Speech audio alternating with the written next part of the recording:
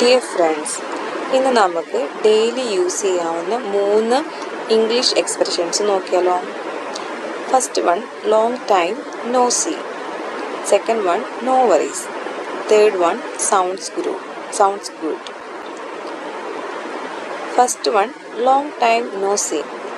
നിങ്ങൾ മിക്കപ്പോഴും മലയാളത്തിൽ സംസാരിക്കുമ്പോൾ എത്ര നാളെ കണ്ടിട്ട്, കുറേ നാൾ കൂടി ഒരാളെ കാണുമ്പോൾ പറയാറില്ലേ, എത്ര നാളെ കണ്ടിട്ട്, അല്ലെങ്കിൽ എന്തോ ഒരു നാളായി ഒന്ന് കണ്ടിട്ട് എന്നൊക്കെ പറയില്ലേ. അതിന് ഇംഗ്ലീഷിൽ പറയുന്ന എക്സ്പ്രഷനാണ് ലോങ് ടൈം നോ സീ. അപ്പോൾ നിങ്ങൾ നെക്സ്റ്റ് ടൈം ഒരാളെ ഒരുപാട് നാളുകൾക്ക് ശേഷമാണ് കാണുന്നതെങ്കിൽ പറയാം, long time no see, it's great to meet you again. ഓ, എത്ര നാളെ കണ്ടിട്ട്, നിന്നെ വീണ്ടും കണ്ടതിൽ ഒരുപാട് സന്തോഷം. Next one, long time no see, how are you. എത്ര നാളെ കണ്ടിട്ട്, നിനക്ക് എന്തുണ്ട് വിശേഷം, ഹൗ ആർ യു, എങ്ങനെ പോകുന്നു എന്നുള്ള രീതിയിൽ നമുക്ക് അങ്ങനെയും ചോദിക്കാം. അപ്പോൾ വളരെ സിമ്പിളാണ്, പക്ഷെ ഒരു അഡ്വാൻസ്ഡ് ലെവൽ ഫീൽ ചെയ്യുന്ന ഒരു എക്സ്പ്രഷനാണ് ലോങ് ടൈം നോ സീ. അപ്പോൾ അത് പറയുമ്പോൾ നമുക്ക് വേണമെങ്കിൽ ഒരു ഇച്ചിരി എക്സ്പ്രഷൻ ഉണ്ടാകും, വാവ് എന്നുള്ള രീതിയിൽ ലോങ് ടൈം നോ സീ എന്ന് നിങ്ങൾക്ക് പറയാവുന്നതാണ്. നെക്സ്റ്റ് വൺ, നോ വറീസ്, സാരമില്ല. അതായത് ആരോടെങ്കിലും നമ്മൾ സംസാരിക്കുമ്പോൾ അത് കുഴപ്പമില്ല, സാരമില്ല എന്ന് പറയാൻ വേണ്ടി.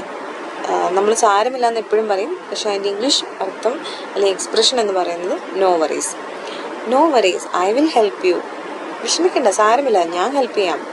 U forget your notebook, no worries. നീ നിൻ്റെ നോട്ട്ബുക്ക് മറന്നു പോയോ, നോ വറീസ്, ഒരു കുഴപ്പവുമില്ല, അല്ലെങ്കിൽ സാരമില്ല. Next one, sounds good.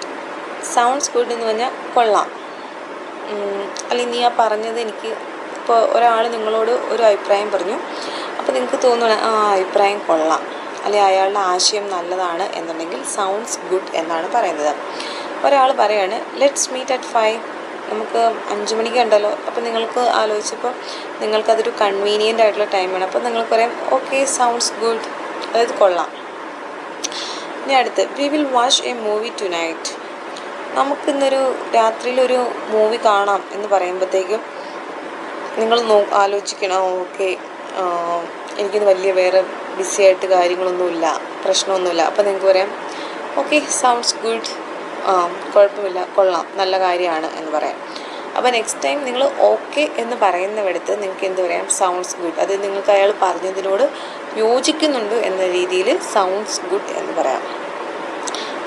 ഇനി ഈ എക്സ്പ്രഷൻസ് എല്ലാം ആഡ് ചെയ്തുകൊണ്ട് ഒരു സിമ്പിളായിട്ടുള്ള ഒരു പാരഗ്രാഫാണ്. ഇത് വായിക്കുമ്പോൾ നിങ്ങൾക്ക് എവിടെയാണ് ഈ എക്സ്പ്രഷൻസ് യൂസ് ചെയ്യുന്നത് ഒന്നും കൂടെ ക്ലിയർ ആവും.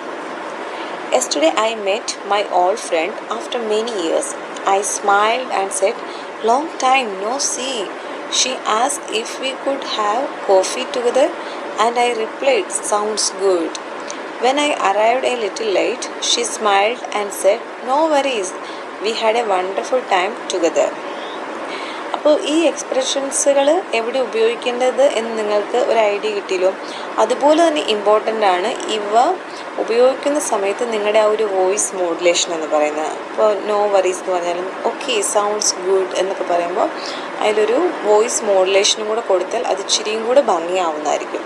അപ്പോൾ ഈ 3 എക്സ്പ്രഷൻസും നിങ്ങൾക്ക് യൂസ് ചെയ്യാവുന്നതാണ്. ഇത് വെച്ച് പാരഗ്രാഫ് ഉണ്ടാക്കാൻ നോക്കുക, നിങ്ങളുടെ ഡെയിലി സംഭാഷണത്തിൽ ഉൾപ്പെടുത്താൻ നോക്കുക. Thank you guys.